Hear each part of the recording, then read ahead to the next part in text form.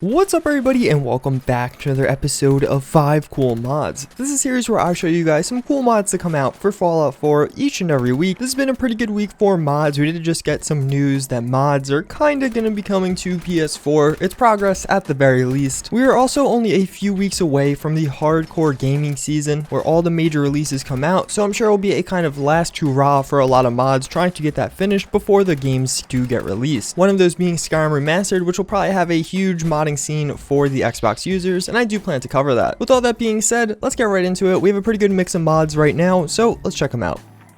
So first and foremost, we actually do have a pretty cool mod. The TNR Shoulder Lamp adds in a shoulder lamp from the Alien series. So if you've seen the Alien movies, in some of them, the Marines in that do have these little things on their shoulder that is basically a lamp. Well, this is totally custom modeled and textured and finally added into Fallout 4. The lamp itself does look really cool, and this thing's actually extremely practical. It does occupy its very own armor slot, so if you put on something like combat armor, you can have this thing hanging out on your shoulder, and it's pretty bright and offers like a lot of visibility options, especially if coupled with a mod like Darker Nights or Vivid Weathers. So up next we have turret grenades. This is a relatively simple mod, but I actually had a ton of fun messing around with this. Basically what it adds in is a bunch of different grenades that spawn turrets, but really a bunch of other things also. On top of turrets, you'll get these little assault bots, which are just kind of tiny robots that have Gatling guns for each hand. Then you also will get two different vertibirds. One's more of a scout and one is another rocket vertibird, which is a ton of fun. They are miniature, so it's not like a full-size vertibird. Then there's also just some regular machine gun turrets and a missile turret. These things are actually way more fun than you would think at first glance, and they're not super unbalanced. Obviously they're really only one-time use. You basically craft a grenade, then you throw that grenade down, and then the turret or vertibird or whatever it is will help you fight, but it'll kind of stay in that location. So it's not like you have an additional follower now. They're just going to hang out over there, and if they see an enemy they'll shoot them, but they won't follow you through corridors or anything like that. It's pretty cool and a good way to get out of a pinch in the game. If they were a little bit more expensive, I think it'd be a little bit more balanced, but even right now it's a pretty good mod to have and kind of practical to use in a regular save game.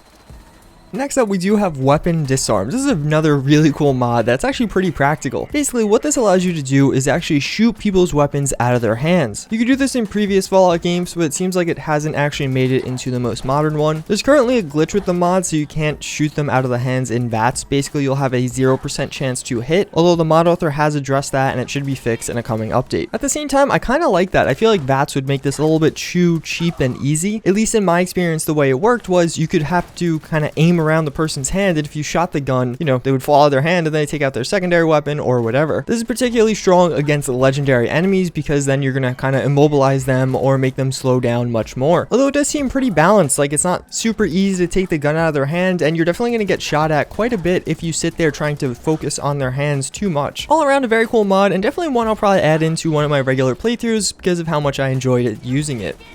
World to Come. So do you remember that massive Deathclaw mod that was around for a while ago? It's basically called Gojira? I don't know how to pronounce it, but this is a quest for that mod. Previously it was just kind of like, go to this location, you'll see a giant Deathclaw, don't die. Well, now there's a whole quest and a small story behind it. I'm not going to give you too many spoilers, but it's actually pretty cool, and like, I enjoyed it. It was relatively small, it's not anything game changing, but you are taking down a very powerful enemy, and it's nice to have a little bit of backstory to make it more lore friendly. And also on top of all that, after you actually take down the giant Deathclaw, you will get a perk that is pretty useful, so definitely give you some incentive to take them down. A pretty cool mod and something to do if you just have a little bit of extra time and want to go test your armor and your weapons.